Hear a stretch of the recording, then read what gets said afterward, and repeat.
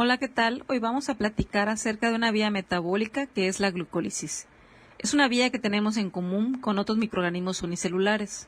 Comencemos. Los productos finales de la digestión de hidratos de carbono son monosacáridos. Como la glucosa es una fuente de energía primaria para la mayoría de las células, todas las células expresan proteínas que permiten captarla. Hay dos tipos de transportadores: los cotransportadores de sodio-glucosa, SGLT por siglas en inglés, y los transportadores de glucosa de difusión facilitada, GLUT. Existen tres clases de transportadores de glucosa, GLUT, los cuales se presentan en esta tabla.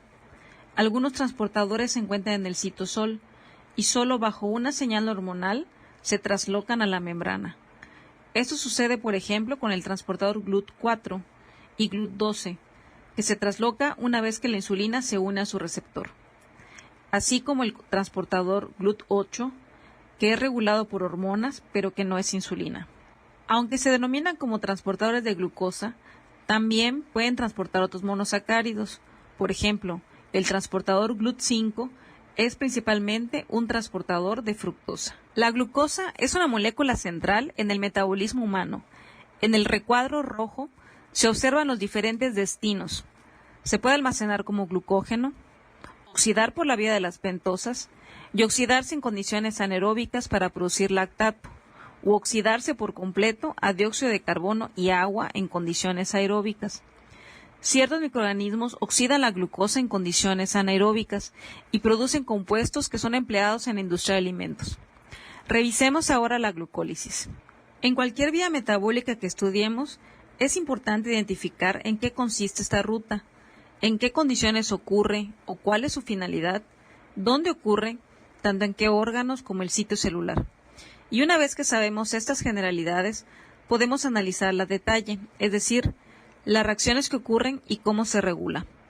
En el caso de la glucólisis anaeróbica, o también conocida como la vía de Embden-Meyerhof-Parnas, consiste en oxidación parcial de la glucosa y tiene la finalidad de producir energía en forma de ATP. Ocurre en el citosol de todas nuestras células. Recordemos que cuando hablamos de oxidación de la glucosa, nos referimos a los carbonos que la conforman, donde, a diferencia de una oxidación por combustión, que solo generaría energía inútil, la glucólisis permite oxidar la glucosa a través de una serie de pasos y reacciones que permiten almacenar la energía en forma de ATP. El término glucólisis procede de las palabras griegas que significan dulce y romper. Esto se debe a que la glucólisis es la ruta por medio de la cual los azúcares de 6 carbonos, que son dulces, se rompen, dando lugar al compuesto de 3 carbonos, el piruvato. La glucólisis es una ruta de 10 pasos, que convierten una molécula de glucosa en 2 moléculas de piruvato, con la generación de 2 moléculas de ATP. Pueden dividirse en 2 fases distintas. Aquí tenemos la fase de inversión de energía o la fase preparatoria, que consiste en la fosforilación de glucosa y su conversión a gliceraldehído 3-fosfato. La segunda fase de generación de energía, o también llamada de beneficios, es donde el gliceraldehído 3-fosfato se convierte en piruvato y se forma ATP. Veamos ahora las reacciones de la glucólisis paso a paso.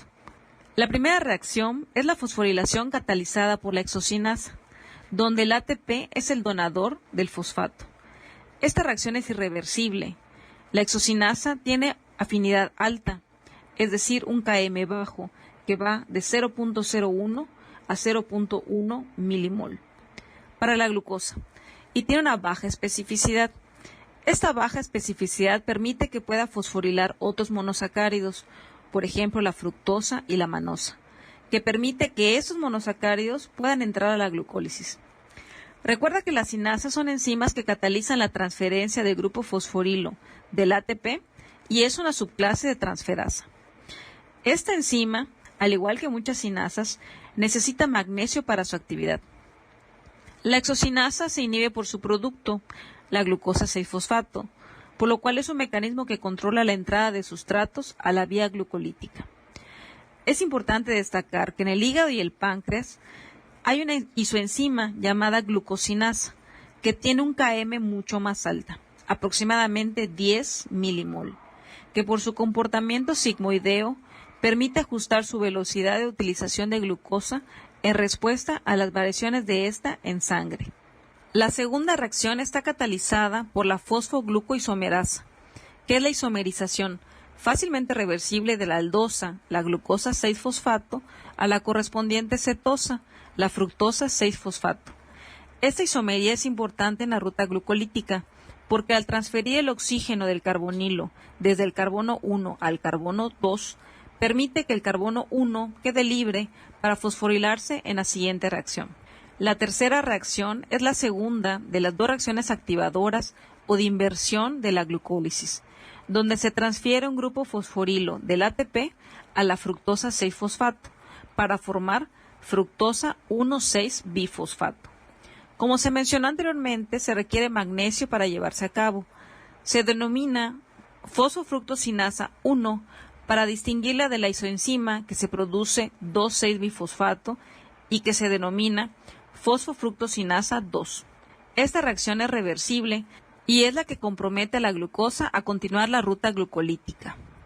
La cuarta reacción está catalizada por la fructosa 1,6-bifosfato aldolasa, llamada simplemente aldolasa, con la cual la molécula se rompe, y por eso se da el término glucólisis, dando lugar a dos triosas fosfato diferentes, una aldosa y una cetosa.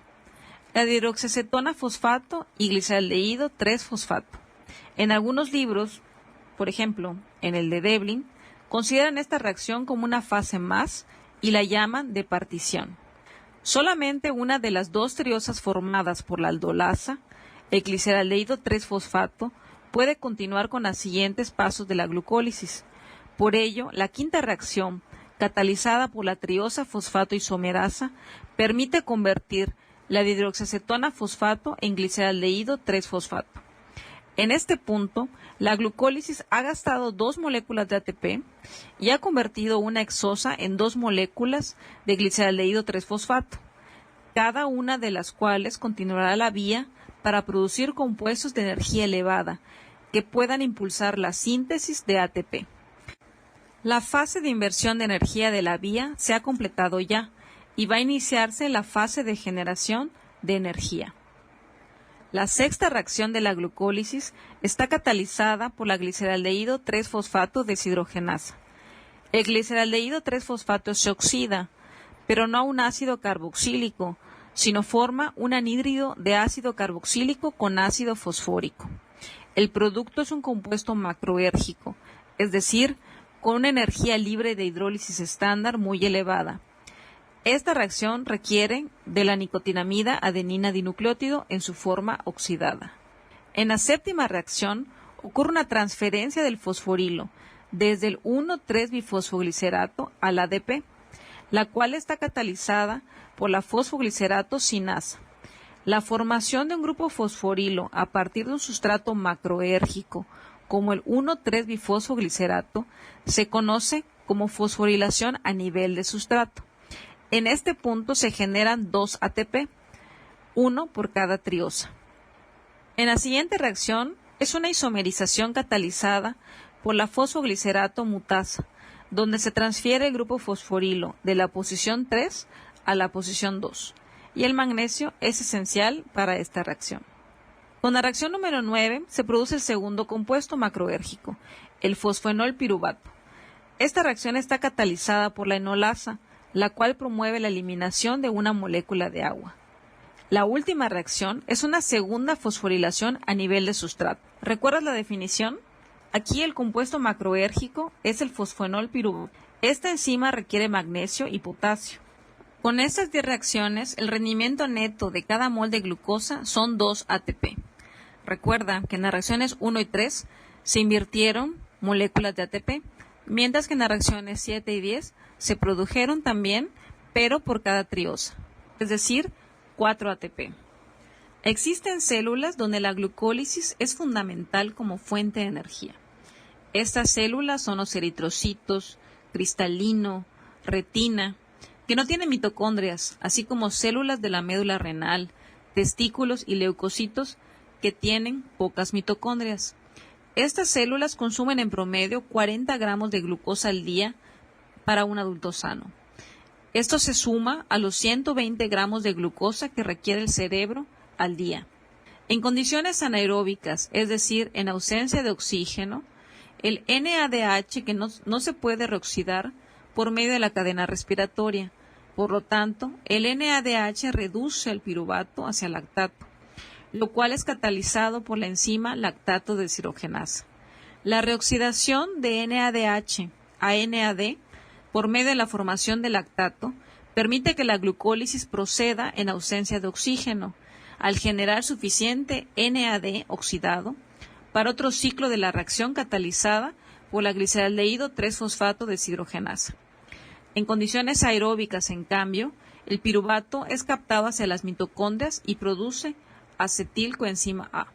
La glucólisis está estrechamente coordinada con otras rutas importantes de generación y utilización de energía, en especial la síntesis y degradación de glucógeno, la gluconeogénesis, la ruta de las pentosas fosfato y el ciclo del ácido cítrico. Los factores metabólicos que controlan la glucólisis tienden a regular otras rutas de una manera coordinada. Por lo anterior, aunque se estudie de manera aislada, debemos de considerar la regulación de la glucólisis interconectada con las demás vías. Veamos ahora los detalles. Vemos en este esquema que la glucólisis está regulada por 3 enzimas, la hexocinasa, la fosfofructosinasa 1 y la piruvatosinasa. En el caso de la hexocinasa, esta se inhibe por su producto, la glucosa 6-fosfato, así como la alta concentración de ATP. Por otra parte, la fosfofructosinasa 1 se activa por las altas concentraciones de AMP y ADP, así como la fructosa 2,6-bifosfato. Por el contrario, se inhibe por las altas concentraciones de ATP, de citrato y de protones. La piruvatosinasa también se activa por AMP, por fructosa 1,6-bifosfato y se inhibe con las altas concentraciones de ATP, alanina y acetilcoenzima A. En el caso de la glucosinasa, que es la enzima que fosforila la glucosa en el hígado, sus características son diferentes. Tiene una curva de saturación sigmoidea, como se muestra en la figura, lo que significa que la glucosa aumenta la cooperatividad entre la enzima y su sustrato. Se regula alostéricamente de manera indirecta por la fructosa 6-fosfato, ya que ésta favorece la unión de la glucosinasa con una proteína inhibidora. Por el contrario, el regulador positivo es el incremento de glucosa. Existe adicionalmente una regulación a nivel genético en el cual la insulina induce la expresión de esta enzima. Como se mencionó anteriormente, el incremento de hidrogeniones inhibe a la fosfofructosinasa 1. Esto sucede cuando el flujo sanguíneo es suficiente en el ejercicio intenso o en un infarto al miocardio donde se suprime el suministro de oxígeno. Hasta ahora nuestro análisis de la glucólisis se ha centrado en la glucosa como fuente de carbono para esta ruta. Sin embargo, otros hidratos de carbono también pueden entrar en esta vía. Estos hidratos de carbono, como la glucosa, galactosa y manosa, son transformados en intermediarios glucolíticos. El glucógeno se degrada a sus componentes monoméricos y continúa en la ruta glucolítica. En este esquema también se presentan otros disacáridos como lactosa, trealosa, maltosa y sacarosa, pero no olvidemos que la hidrólisis de estos ocurre en el borde en cepillo del intestino. Muchas gracias por su atención. Nos vemos hasta la próxima.